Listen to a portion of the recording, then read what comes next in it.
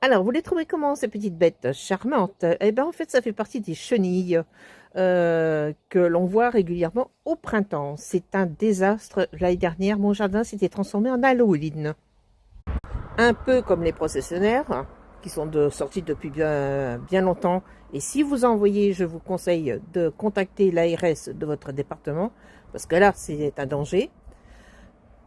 Eh bien, moi, j'ai eu affaire à une autre espèce l'année dernière qui s'appelle l'hyponomeute. Donc, c'est un spécialiste qui me l'a indiqué parce que, bah, évidemment, mon jardin qui ressemblait à Halloween, je vous assure, c'était effrayant. On a passé un mois à se débarrasser de ça. Ça a été cauchemardesque. Parce que ces petites bêtes, en fait, une fois qu'elles sont adultes, elles sont comme ceci.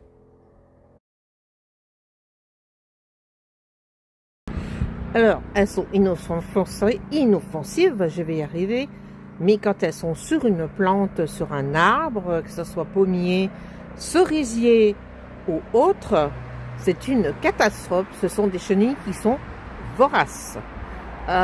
Et au bout d'un moment, vous les voyez sortir du cocon et par le fil, vous voyez les chenilles qui redescendent parce qu'elles s'enterrent après dans la terre pour hiberner.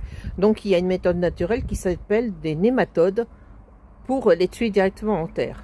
Mais maintenant, je vais vous voir ce que j'ai encore ramassé ce soir.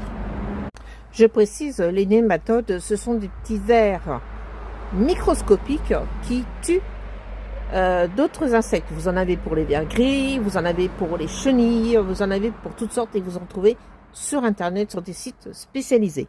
Moi, je vais vous faire voir ce que j'ai trouvé dans mon jardin ce soir.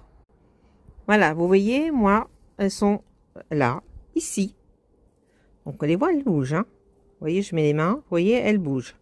Là, il n'y a pas les taches noires qui apparaissent encore. Et vous voyez, voilà le cocon que ça fabriquait. Et regardez tous les points noirs. Donc, je vous laisse imaginer l'éclosion des larves. Regardez, vous voyez, il y en a une qui s'en va. Donc, ben là, elles vont...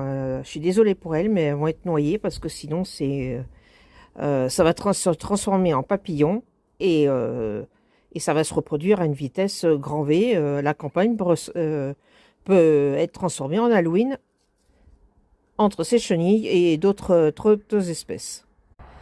À bientôt pour d'autres découvertes. Ciao!